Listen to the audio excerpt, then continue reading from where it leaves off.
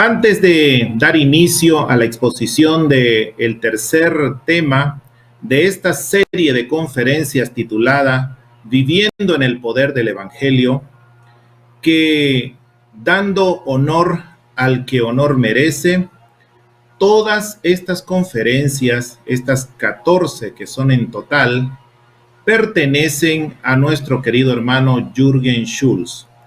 Yo en esta mañana solamente seré un portavoz de estas conferencias que él ha preparado.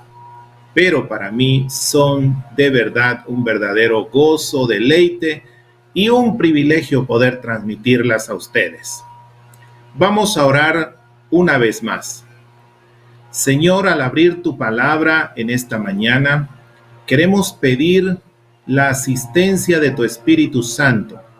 Queremos, Padre Celestial, que tu Espíritu pueda ungir mis labios en este día y también los oídos de mis hermanos que van a escuchar, tanto por Canal Peniel o por alguna de las redes sociales por las cuales también se estarán transmitiendo estas conferencias.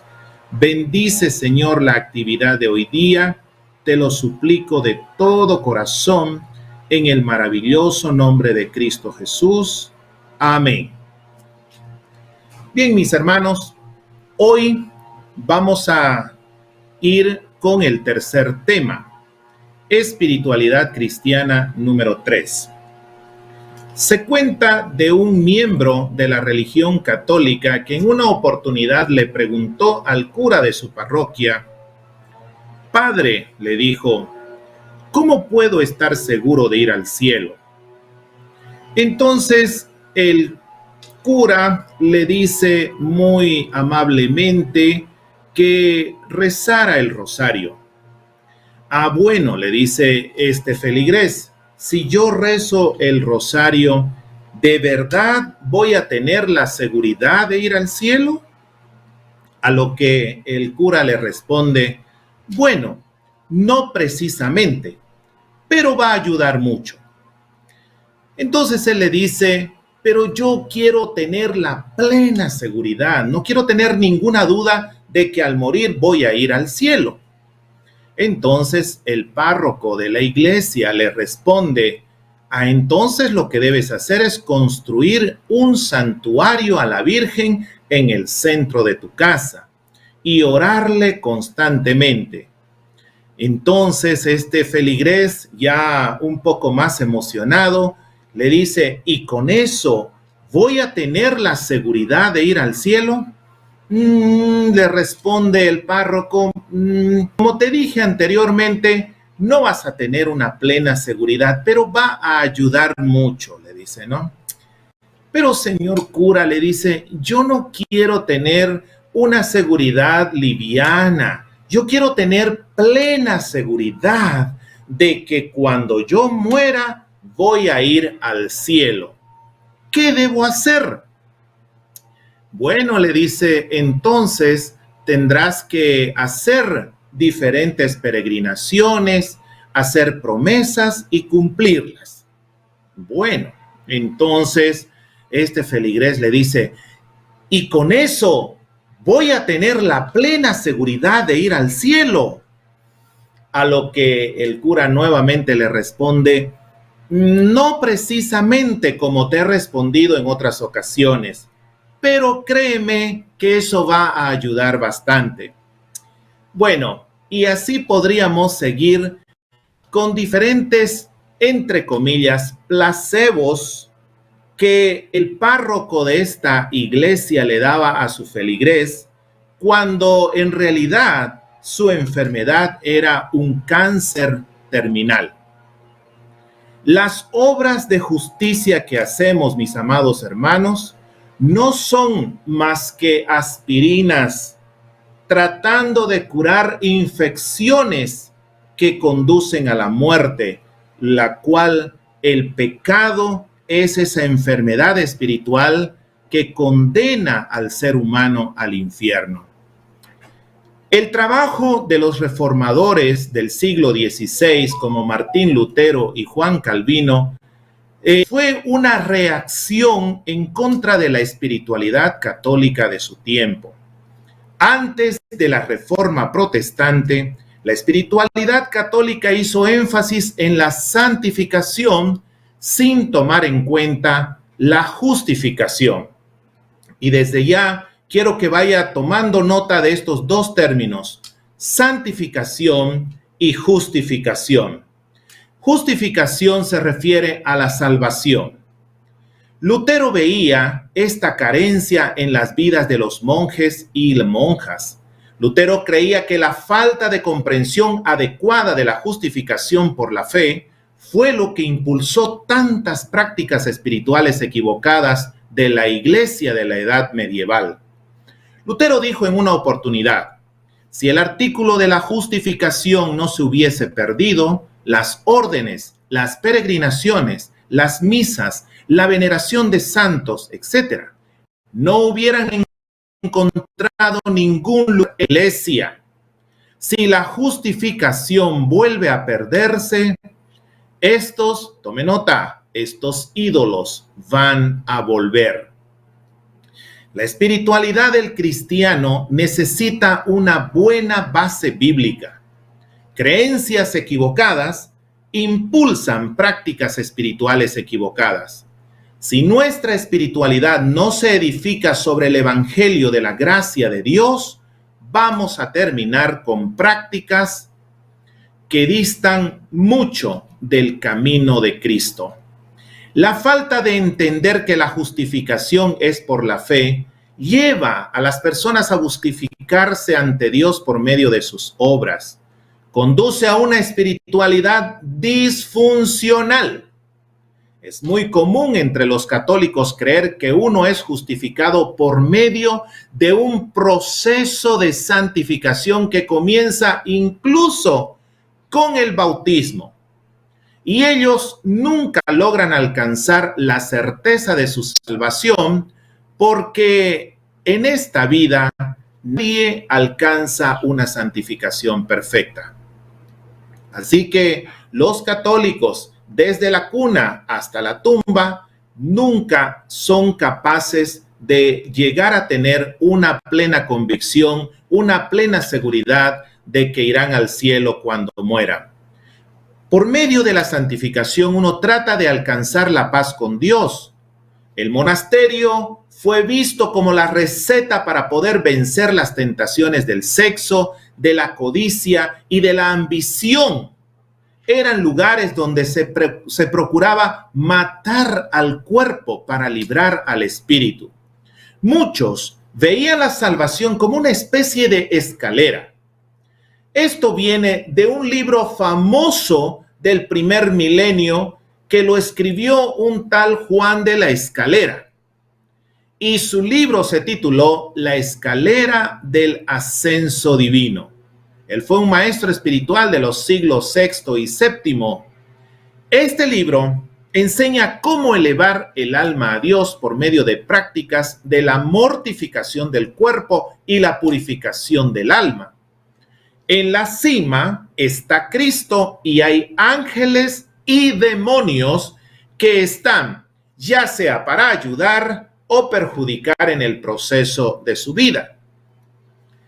Hay algo así como 30 peldaños. Uno comienza abajo en el primer peldaño para luego escalar y pasar del orgullo a la humildad y al final a la unión con Dios.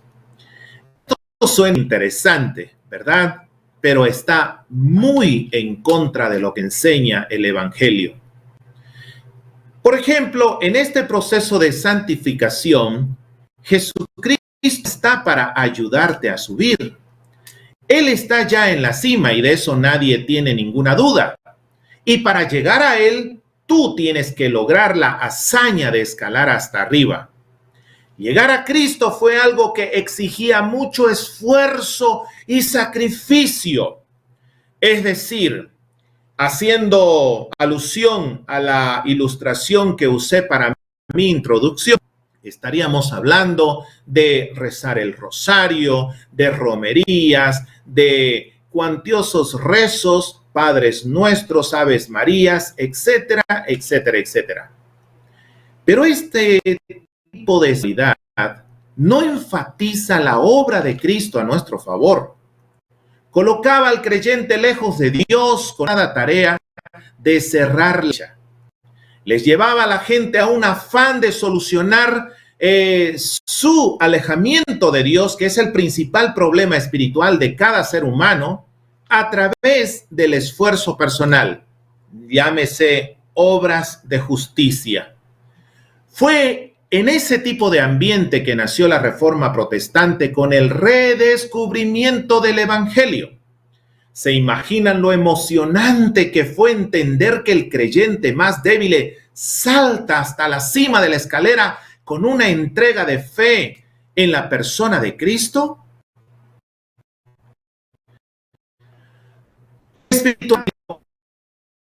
El Evangelio de iniciar cada día en la cima de la escalera, disfrutando por la fe la provisión de la gracia de Dios.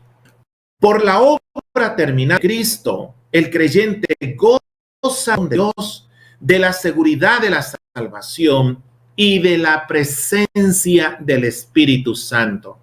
¿Pueden creerlo? ¿Habrá alguna noticia más grandiosa que esta? La obra que Cristo hizo en la cruz del Calvario, ahora cualquier persona puede gozar poniendo su fe en esa obra maravillosa del perdón de Dios, de la seguridad de la salvación y de la presencia del Espíritu Santo. La unión con Cristo no es una meta sublime alcanzada por los cristianos más heroicos, sino la bendición inicial obtenida por cada creyente en el Señor Jesucristo.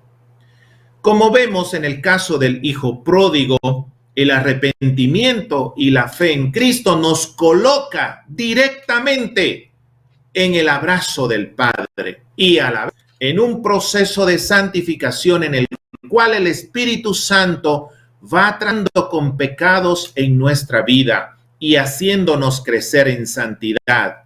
Cada creyente se encuentra en este proceso de santificación, pero no es el grado de avance que nos da paz con Dios. Es la obra de Cristo a nuestro favor que nos da aceptación con Dios y la confianza de ser sus hijos. El creyente no está en una escalera tratando de llegar a Dios. Por la gracia de Dios, el creyente es aceptado y perdonado y se convierte en templo del Espíritu Santo. Por ejemplo, citemos al apóstol Pablo escribiendo a los Gálatas en el capítulo 3, versículos 2 y 3. Él dijo: esto quiero saber de vosotros. ¿Recibisteis el Espíritu por las obras de la ley o por el oír con fe? ¿Tan necios sois? Habiendo comenzado por el Espíritu, ¿ahora vais a acabar por la carne? La presencia de Dios en el creyente no es fruto del esfuerzo personal. No es el resultado de algún malabarismo moral o de un logro espiritual. La presencia de Dios en el creyente es un regalo de la gracia de Dios. La crítica que surge del modelo reformado de la espiritualidad es que conduce, dicen los críticos, a la gente a lo que ese famoso teólogo alemán de apellido Bonhoeffer llamó la gracia barata, los que otros denominan el Evangelio light. Para muchos, este mensaje de salvación por gracia no es otra cosa sino quitarle el esfuerzo personal a la salvación. Y muchos razonan y dicen: ¿pero acaso no reza el refrán de la siguiente manera, que el que quiere azul celeste, que le cueste? Si para obtener algún beneficio en esta vida presente nosotros necesitamos poner en práctica este refrán, ¿cuánto más si queremos obtener la salvación en el cielo? Otros señalan pasajes como 1 Corintios 9 que nos llaman a una esforzada disciplina personal. Ponga atención los versículos que utilizan aquellos que creen en que la gracia de Dios no es la que salva al pecador, sino el esfuerzo personal.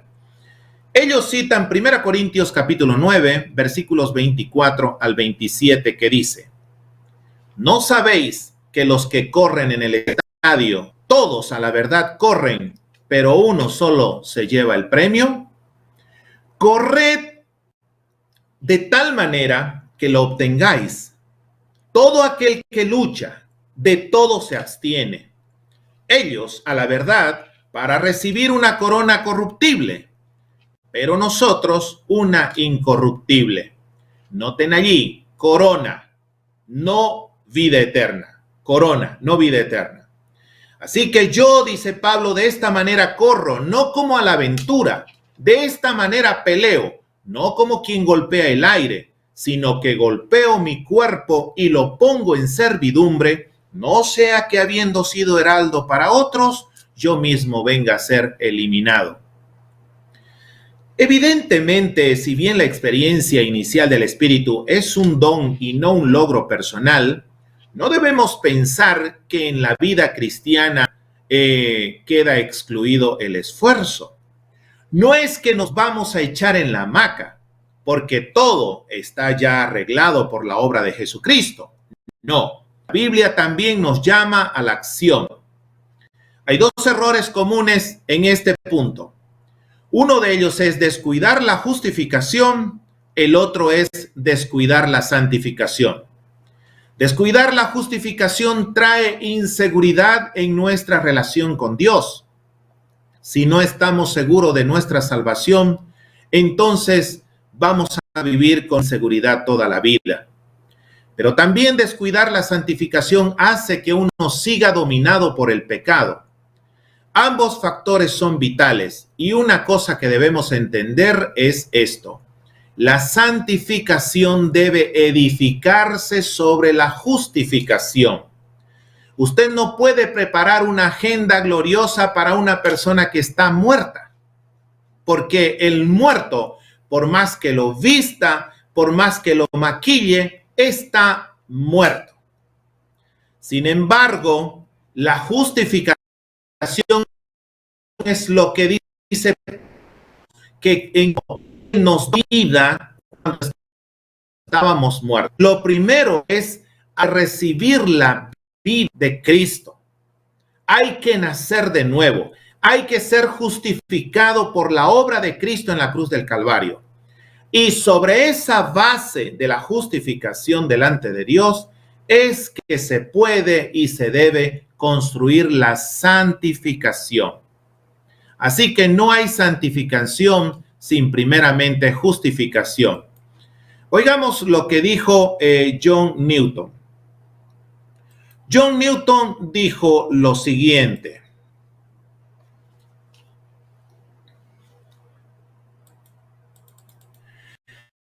la fe del pecador descansa en lo que Cristo hizo otros en su vida terrenal y lo que Él llevó por nosotros desde el Espíritu. La mayoría de los errores surge de un intento de separar ambos. Ahí podemos ver en el gráfico que les estamos mostrando en la epístola a los Romanos, en los capítulos 1 al 5, el apóstol Pablo habla y explica ampliamente la justificación, el nuevo, cuando por la fe en Jesucristo somos declarados justos y como si nunca hubiésemos pecado delante del Padre. Pero en los capítulos 6 al 8, el apóstol Pablo ahora va a construir esa doctrina maravillosa de la santificación, de la base de la justificación. En el libro de Efesios, bien en el centro, hay una que quiero mencionar en este momento, y es la palabra digno. Leamos Efesios 4:1, que dice: yo pues, preso en el Señor, os ruego que andéis como es digno de la vocación. Noten ahí, digno de la vocación con que fuiste llamado. Y en Filipenses 1:27 el apóstol Pablo también les describió diciendo: solamente que os comportéis como es digno del evangelio de Cristo, para que, o sea que vaya a veros o que esté ausente, oiga de vosotros que estáis firmes en un mismo espíritu, combatiendo unánimes por la fe del evangelio. Esta palabra dignos en el idioma griego es la palabra axios, que se traduce como decencia, dignidad. Y de ahí se desprende una palabra y castellana también, que, por ejemplo, los axiomas son enunciados tan evidentes que no requieren demostración. Aquí les voy a poner un ejemplo. Este axioma es muy conocido, que dice: el todo es mayor que la parte, ¿verdad? Guatemala es mayor que cualquiera de sus departamentos. El ser humano es mayor que cualquiera de sus miembros, ¿verdad? Eso no demuestra, no requiere mayor demostración. Ese es un axioma. Es un término que habla de evidencia. Esta palabra lleva por dentro el concepto de una balanza, como las que se usan en el mercado. Tiene un brazo vertical y tiene dos puntas transversales de manera horizontal. La balanza, cuando se coloca un peso de 1 libra de frijol en un lado, se tiene que equilibrar la balanza con 1 libra de frijol o de arroz al otro lado. El peso que está en un lado tiene que ser equivalente al peso que está del otro lado. Esta es la idea que contiene la palabra axios. Lo que está por un lado tiene que equilibrarse con un peso similar al otro. Lo que está en un lado guarda relación directa con lo que está en el otro lado. Es decir, por un lado está nuestra vocación, nuestra doctrina, el querigma, y por otro lado está nuestra conducta, la práctica cristiana o la praxis. Ambos tienen que estar equilibrados. Eso significa axios. Y eso es lo que Pablo nos exhorta a mostrar en nuestra vida cristiana. ¿Qué cosa? Equilibrio, dignidad, equivalencia. Pongamos de ejemplo la epístola que nos está sirviendo de fundamento para todas nuestras conferencias en este seminario. En Efesios observamos que tiene 6 capítulos. Los primeros 3 capítulos corresponden a la sección doctrinal. 1, 2 y 3, Pablo explica la doctrina del Evangelio. Pero en los capítulos 4 al 6 corresponde a la sección práctica. Es decir, explica la sección práctica del Evangelio. En los capítulos 1 al 3 nos habla de la vocación. En los capítulos 4 al 6 nos habla del andar. La carta a los Efesios está balanceada desde su estructura. Entre estos dos factores, la primera mitad del libro nos habla de vocación, es decir, de nuestra identidad en Cristo. Y la segunda mitad de la epístola nos habla de nuestro andar en Cristo.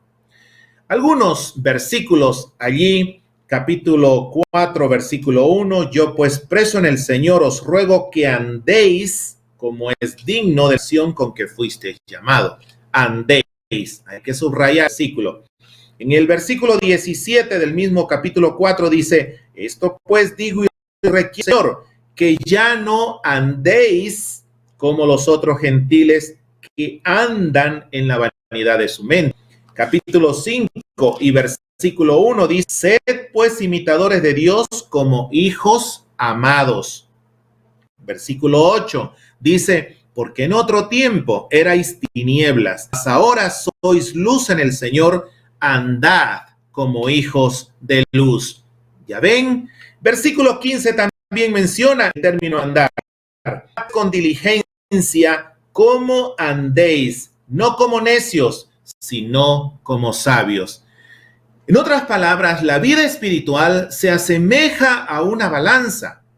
Lo que sucede en un lado de la balanza debe repercutir en el otro lado de la balanza. No podemos hablar solo de la conducta cristiana sin hablar de la doctrina cristiana, pero tampoco debemos hablar solo de la doctrina cristiana sin hablar de la conducta cristiana.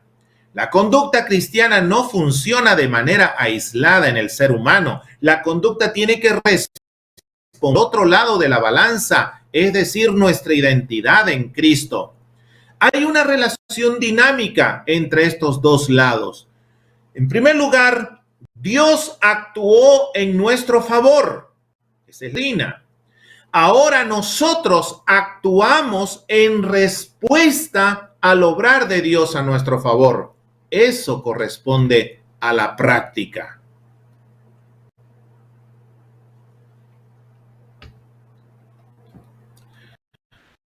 Dios actuó primero. Con la ayuda del Espíritu, nosotros respondemos.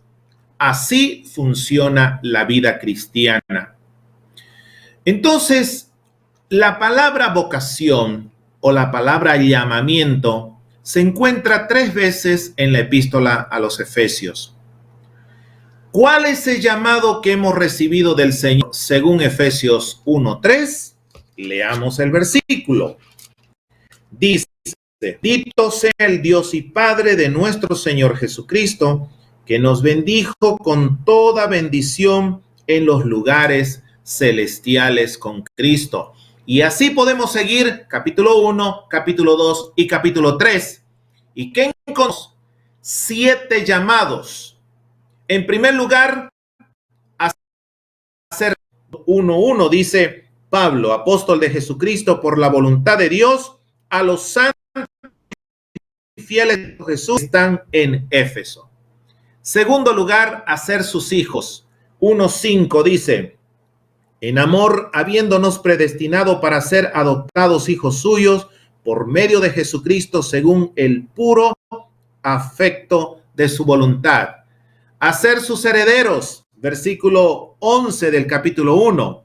En él asimismo tuvimos herencia, habiendo sido predestinados conforme al propósito del que hace todas las cosas según el designio de su voluntad.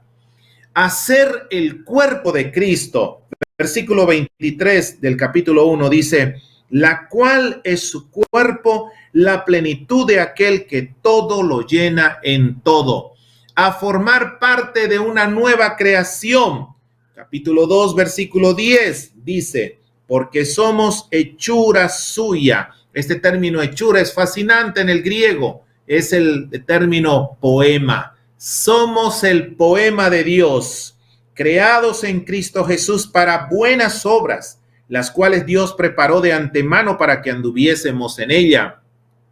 También fuimos llamados a ser un pueblo unido en Cristo. Capítulo 2, versículos 14 al 16 dice, porque Él es nuestra paz, que de ambos pueblos hizo uno, derribando la media de separación, aboliendo en su carne las enemistades, la ley de los mandamientos expresados en ordenanzas, para crear en sí mismo de los dos uno, un solo y nuevo hombre, haciendo la paz, y mediante la cruz reconciliar con Dios a ambos en un solo cuerpo, matando en ella las enemistades. Y finalmente también somos llamados a ser un templo santo en el Señor. Capítulo 2, versículo 21 dice, en quien todo el edificio coordinado va creciendo para ser un templo santo en el Señor, en quien vosotros sois juntamente edificados para morada de Dios en el Espíritu. Así que estos 7 llamados que encontramos en estos 2 capítulos son realmente fascinantes. Voy a rescatar una de las frases de la noche. Cuando nosotros nos enteramos de lo que somos en Cristo y de las bendiciones espirituales que hemos recibido cuando depositamos en esa obra maravillosa que Él realizó en la cruz del Calvario, es que no sabemos, no podemos dimensionar exactamente en qué nos hemos metido.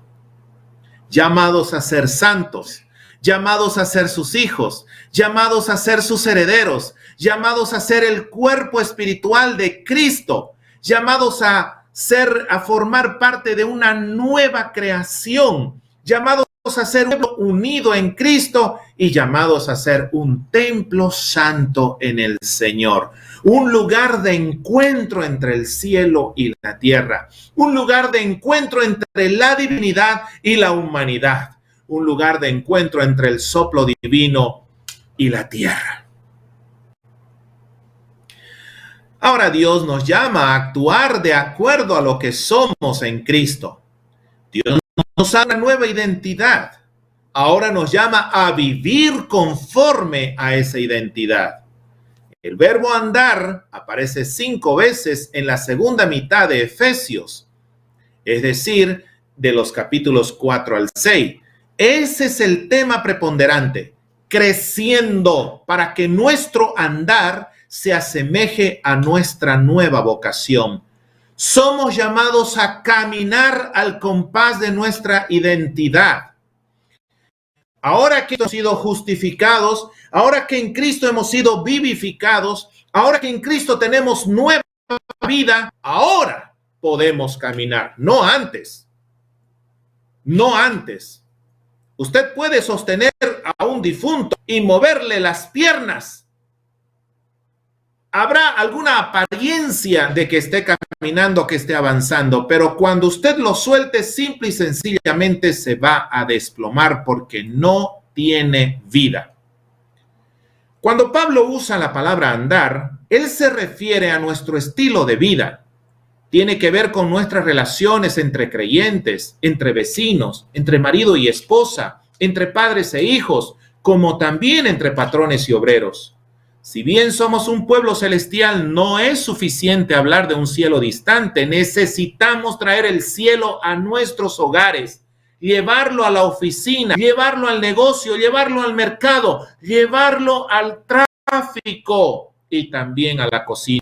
Nuestra misión es con el Señor en los cielos. Estamos sentados en los lugares celestiales con Cristo, pero andar es en este mundo terrenal. Somos llamados a vivir en la tierra según los pies del cielo, llevar esos pies a la tienda, al mercado, a la oficina. Pablo dice, quiero que sus vidas sean un reflejo digno, Dios, que vivan consciente de la obra y llamado de Dios, que vivan a la luz de acuerdo con la nueva vocación que tiene. Por ejemplo, pensemos en que usted por la calle de su ciudad encuentra al señor alcalde tirado en la calle, pero no porque una atropellada, porque ha sufrido ningún, sino porque el señor alcalde está en total estado de guerra. ¿Qué diríamos ante esto? ¡Ah, qué formidable! Parece que el alcalde ha pasado un fin de semana muy alegre. No, eso no es lo que diría. Inmediatamente diríamos, esta no es la conducta digna de un alcalde. La máxima autoridad de nuestra ciudad debe mostrar una conducta noble, decente y ejemplar. Es la idea de una balanza, por un lado autoridad, honor, pero por el otro lado un comportamiento noble, honorable. Volvamos nuevamente a esa división natural que existe en la epístola a los Efesios. Capítulos 1 al 3 hemos dicho que es la sección doctrinal, donde nos habla de la vocación y de la obra terminada en Cristo. Capítulos 4 al 6 nos habla de la sección práctica, nos habla de nuestro andar en Cristo y de esa obra de santificación en proceso diario, en proceso constante. Una obra terminada, los verbos en pasado, por ejemplo, en Efesios 1 y 2, se nos dice todo lo que Cristo ha hecho, lo que Dios ha hecho en Cristo. No es algo que nosotros tenemos que hacer en el presente, es algo que ya fue hecho a nuestro favor. Antes de morir, Cristo exclamó la siguiente palabra: consumado es. ¿Qué quiere decir consumado es? Él dijo consumado es refiriéndose a que la obra que le fue encomendada hacer en esta tierra fue completada en su totalidad. Cuando algo está consumado, está terminado, ya no queda nada por hacer. Ahora bien, si la obra de la salvación está terminada, entonces no hay nada más que yo pueda hacer. Lo único que hacemos es creer en lo que ya está hecho. Esto describe al cristiano. Él sabe que todo está terminado. Romanos 10:4. El fin de la ley es Cristo para justicia a todo aquel que cree. ¿Qué quiere decir esto? Cristo pone fin a nuestros esfuerzos de alcanzar la paz con Dios por cumplir la ley. Ese esfuerzo estresante y frustrante con el cual nosotros pretendíamos cumplir la ley a cabalidad, pero cada vez y a cada poco tropezábamos y caíamos, ahora por fin Cristo ha cumplido la ley a favor de nosotros. Hay mucha gente que no sabe que la obra de nuestra salvación ya fue terminada y ellos continúan haciendo, entre comillas, continúan obrando, entre comillas. Ellos ignoran que Cristo hizo todo, así que ellos están empeñados en hacer. No se dan cuenta que Cristo ya lo hizo.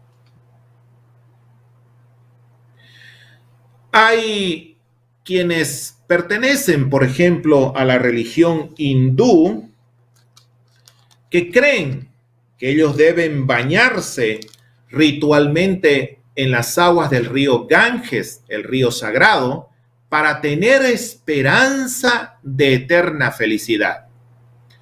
Hay otros que piensan que deben guardar la regla de oro para ir al cielo. Y existen muchos católicos que creen que para estar bien con Dios deben ir a misa, deben rezar el rosario, deben hacer romerías, deben tener una gruta en la cual poder venerar a la Virgen, etc.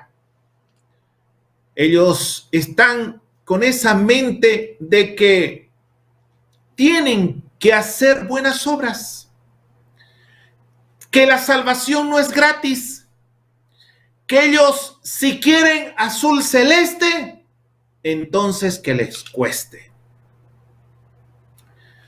Un sacerdote católico dijo una vez que Cristo hizo el 90% de la obra para nuestra salvación cuando murió en la cruz. Ahora muchos dirán, ¡qué bien! Ahora nos queda solo un poquito por hacer. Pero esto es un error. Cristo no nos dejó ni siquiera un poquito por hacer. Cristo no dejó nada que podamos hacer para recomendarnos delante de Dios, para arreglar nuestra situación con Dios. Nadie llegará al cielo con la prerrogativa de que ayudó un 10%, un 5%, un 3%, un 1%, un 0. Algo por ciento en su salvación. Nadie. Ni María, la Virgen, llegará al cielo por sus obras de justicia, por sus obras personales. Cristo no hizo el 90 o el 99% a favor de nosotros. La Biblia dice que Cristo hizo el 100%. Lo hizo todo. Mis amados hermanos, la obra de nuestra salvación está terminada. Consumado es.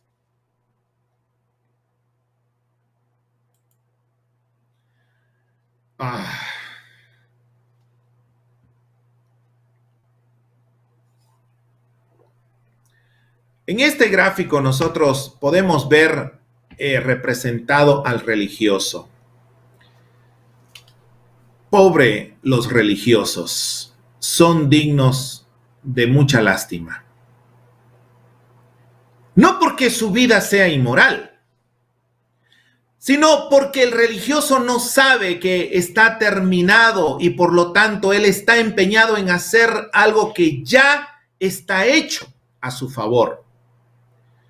Dice la epístola a los Romanos, porque ignorando la justicia de Dios y procurando establecer la suya propia, Romanos 10:5.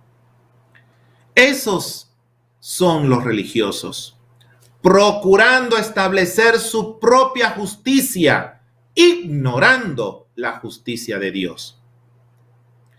El religioso ignora que la obra de nuestra salvación ya fue hecha por Cristo y por lo tanto él sigue tratando de hacer y hacer y hacer. El cristiano, en cambio, sabe algo. Él sabe que la obra fue terminada y él está confiando en lo que está hecho. Romano 10:4 dice: el fin de la ley es Cristo, para justicia a todo aquel que cree, para los que están en bancarrota moral, para los que se encuentran cero, en rojo, su cuenta de espiritualidad. Allí viene Cristo, porque Él cumplió la ley en su totalidad. Cristo pone fin a nuestros intentos de volvernos justos ante Dios por medio de nuestros esfuerzos. Así que aquí hay dos tipos de personas. En primer lugar, están aquellos que saben que todo está hecho y están aquellos que creen que todavía necesitan hacer cosas para su salvación. Ellos no saben que Cristo lo hizo todo a nuestro favor. Voy a ponerles un ejemplo que estoy seguro a muchos les va a encantar. Esta ilustración viene del fascinante mundo de los deportes y en especial del fútbol, de uno de los deportes más comunes y más practicados en Guatemala, y estoy seguro que en tu país también.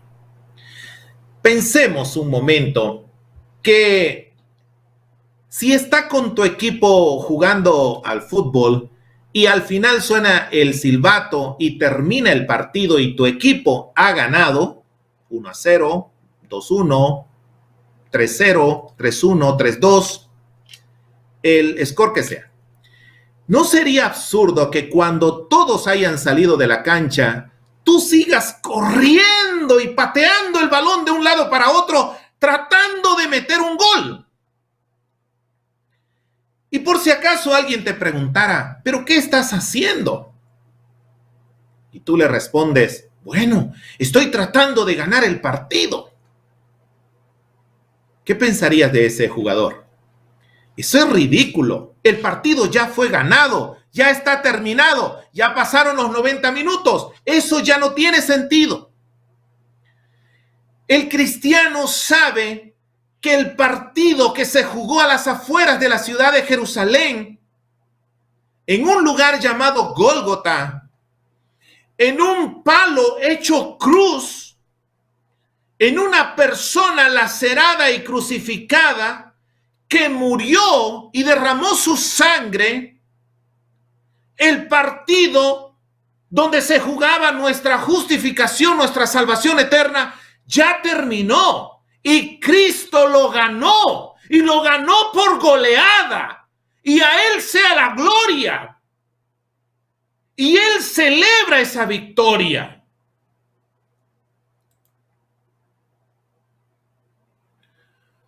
El cristiano sabe que el partido ya terminó y que fue ganado a nuestro favor. El religioso no sabe esa verdad. Así que él sigue jugando, aunque ya todos, incluso hasta los de la gradería, ya se fueron.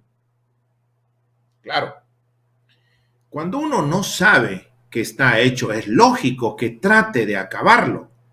Pero cuando uno sabe que algo está hecho, deja de hacer el esfuerzo. Así que si somos cristianos, ¿cuál es nuestra situación? Confiamos en una obra hecha y estamos para contar a la gente que está haciendo que la obra está terminada, para que ellos también dejen de hacer y comiencen a confiar en lo que ya está hecho.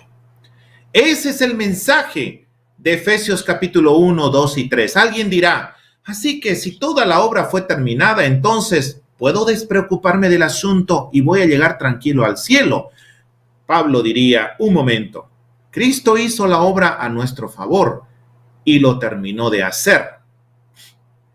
La obra de Cristo por nosotros es una obra terminada, pero aquí llegamos a los capítulos 4 al 6.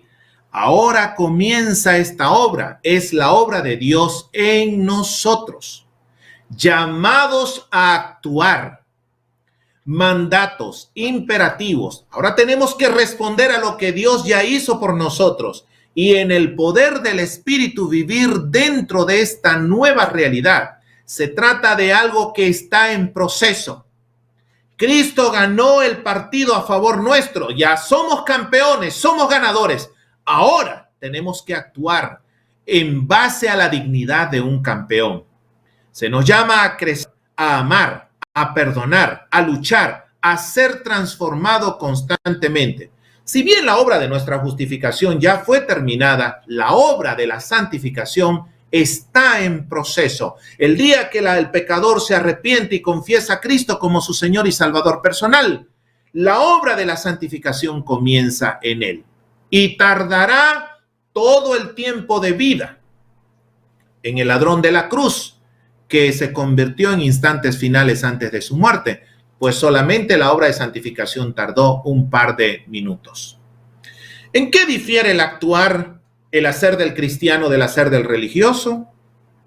Porque el religioso dice, yo obedezco y por tanto Dios me aceptará.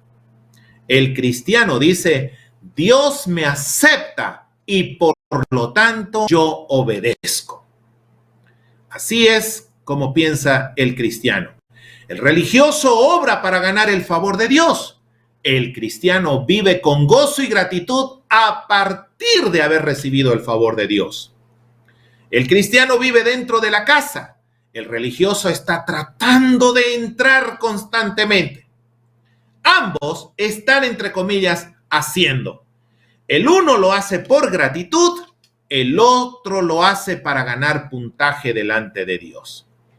Así que volvamos a esta división natural de la epístola a los Efesios. Capítulos 1 al 3 tenemos la sección doctrinal, la vocación, la obra terminada en Cristo y los indicativos. ¿Qué significan los indicativos? Hechos reales y ciertos.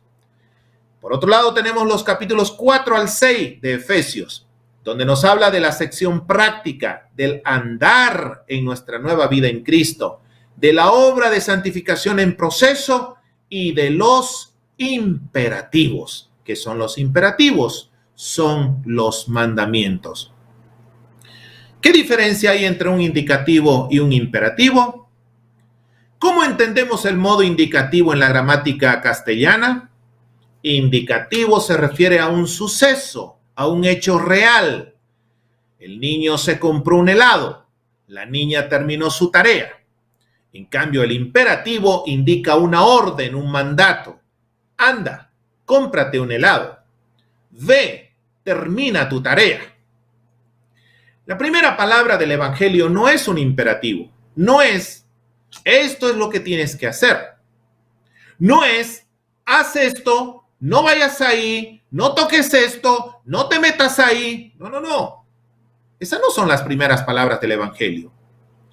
Más bien, la primera palabra es un indicativo, es decir, esto es lo que ha hecho Dios.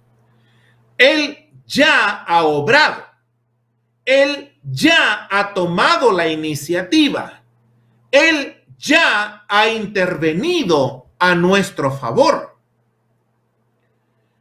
Cuando nosotros estábamos muertos en pecado, Él, por su iniciativa propia, vino a salvar, a redimir y a levantarnos. El Evangelio es un anuncio de lo que Dios ya hizo por nosotros. Después que recibimos el Evangelio, entonces vienen los imperativos, es decir, un llamado a vivir a la luz de las bendiciones del Evangelio que ya poseemos, ya experimentamos, ya disfrutamos. Un llamado a vivir a la altura de la nueva identidad que tenemos en Cristo. Podemos decirlo de esta manera: la vida cristiana no comienza con haz esto. Comienza con Dios hizo esto.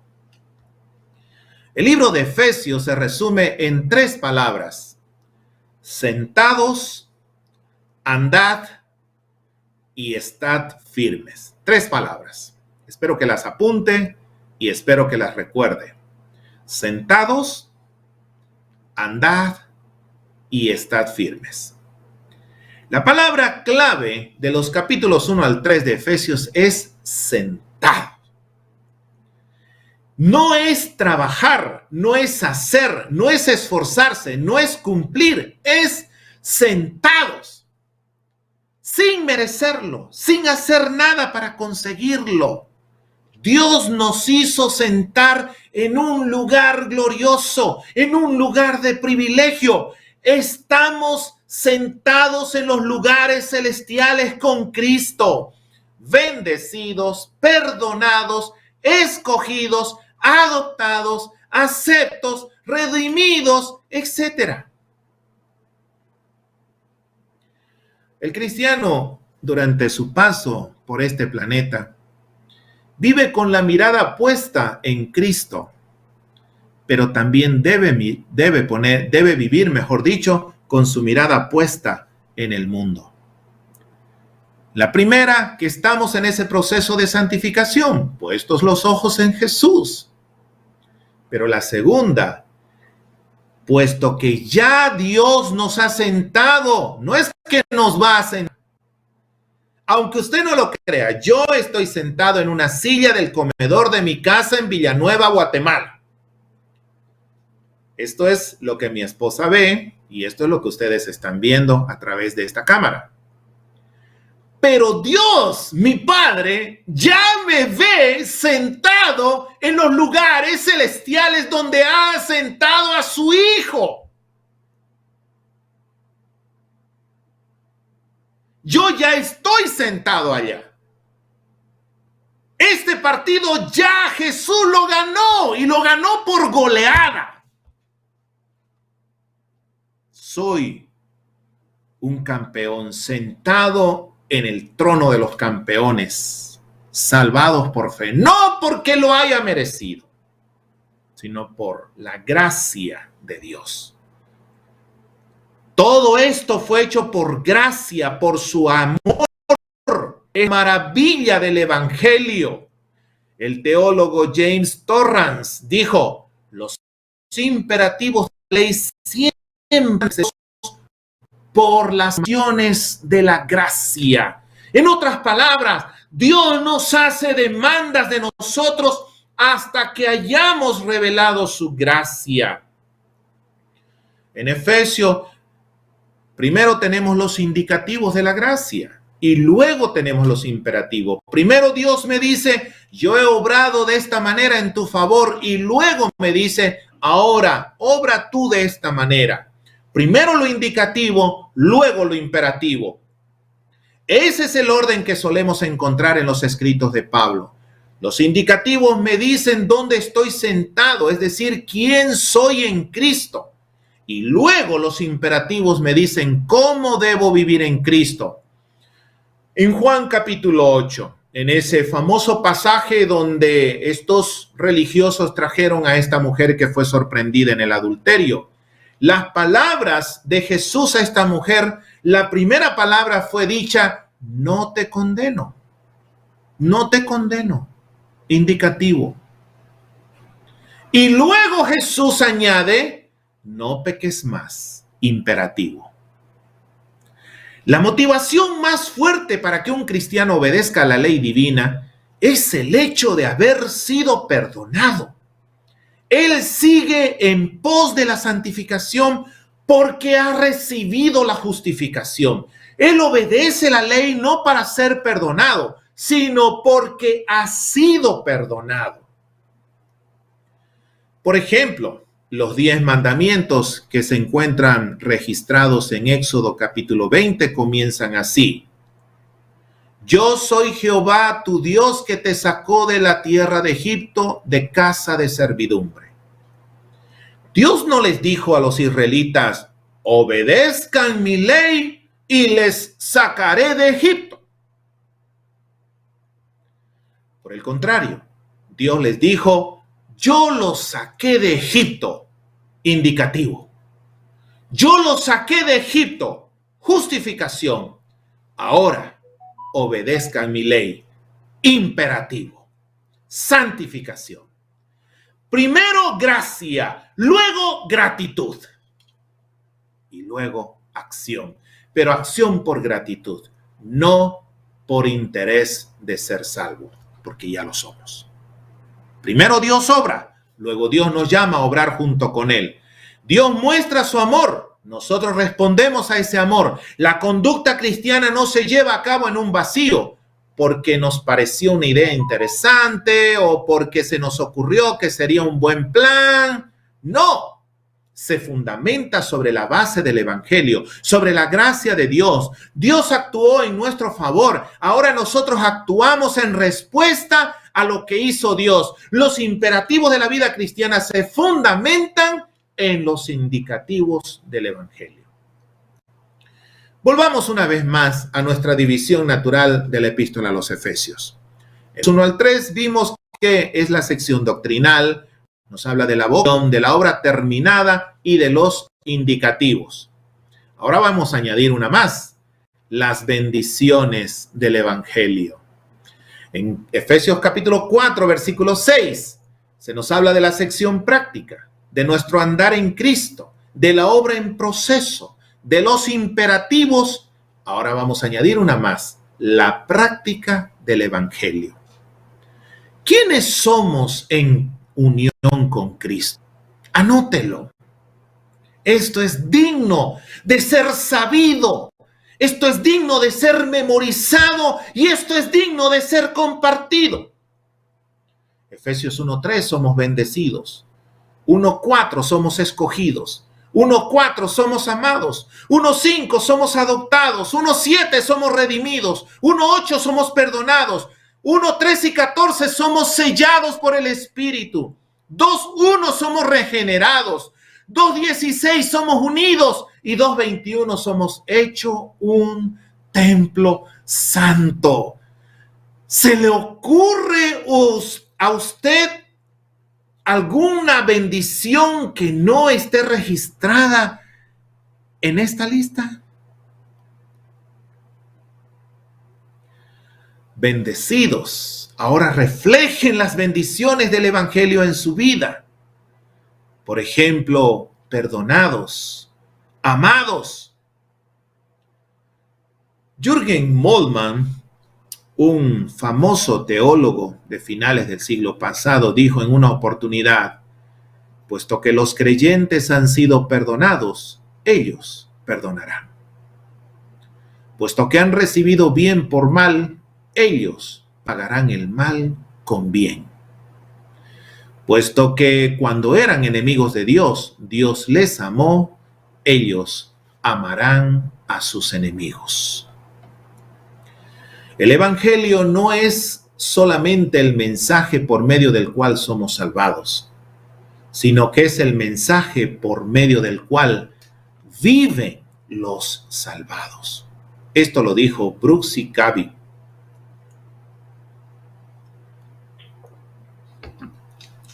Comenzamos la vida cristiana por creer en el Evangelio. Crecemos en la vida cristiana por procesar el Evangelio en nuestra vida. Nunca dejarás el Evangelio. Comenzamos el Evangelio y continuamos en el Evangelio. Todo otro sistema de ética nos llama a un intenso esfuerzo de ser que no somos. El Evangelio nos convierte en personas nuevas y nos llama a vivir según nuestra nueva identidad. ¿Cuál es la relación entre la primera y la primera mitad? Segunda mitad, viviendo acción, santidad. Primero, la gracia de Dios nos otorga una nueva identidad. Luego, la gracia de Dios nos da la fortaleza para vivir conforme a esa identidad. Nuestra nueva identidad debe exteriorizar, obra en nuestro favor en ambos lados. Primero, Dios nos bendice y luego Él nos dice, esta bendición no es solo para disfrutarla, es para vivirla, es para ponerla en práctica. Las bendiciones nos conducen a un nuevo estilo de vida. Supongamos que hubiera un joven huérfano, pobre y andrajoso. Y supongamos que sucediera algo extraño. El rey de España decide adoptar a ese hombre. De pronto, la identidad de ese joven andrajoso cambia por completo. Ahora pertenece a la familia real. Es para no creer, pero ahora, ese, como diríamos en Guatemala, charamilero, ahora es un príncipe. ¿Ustedes creen que ese joven va a seguir vistiendo como antes? ¿Ustedes creen que ese muchacho seguirá haciendo uso de esa ropa vieja y andrajosa? Por supuesto que no. Ahora le toca vestir a la altura de su nueva identidad. Le toca usar la vestimenta de un príncipe. ¿Por qué? Porque su identidad cambió. Su forma de vestir debe cambiar también. Este es el mensaje que Pablo en el libro de Efesios quiere resaltar. Fuimos perdonados, ahora tenemos que perdonar. Fuimos amados, ahora nos toca amar. Fuimos declarados justos, ahora nos toca hacer lo que es justo. Fuimos adoptados, ahora nos toca mostrar los rasgos de los hijos de Dios. Y lo interesante es que el perdón de Dios se toma más real para mí cuando perdono a mis ofensores. El amor de Dios se torna más real para mí cuando comparto el amor de Dios con las personas que no lo conocen. Las bendiciones de Dios se vuelven más reales cuando yo vivo bendiciendo a los demás. Jonathan Edwards dijo una vez, el secreto de la vida cristiana está en dejar que la realidad del Evangelio se vaya filtrando a través de las grietas y aberturas de tu vida, tanto racionalmente como en tu experiencia diaria. Creo que no hubo una mejor frase para terminar la conferencia de hoy. Es realmente el deseo de nosotros, del autor de estas conferencias, nuestro querido hermano Jorge Schulz o Jürgen Schulz. Es el deseo de nuestro querido hermano pastor Eddie Menéndez. Es el deseo de nuestro querido hermano Jonathan Edwards, que vivió un par de siglos atrás cuando escribió esta poderosa frase. El secreto de la vida cristiana está en dejar que la realidad del Evangelio se vaya filtrando a través de las grietas y aberturas de tu vida, tanto racionalmente, es decir, en tu mente, como en tu experiencia diaria. Que Dios bendiga esta palabra que ha sido expuesta en este día. Muchísimas gracias por su atención. Que Dios los bendiga ricamente.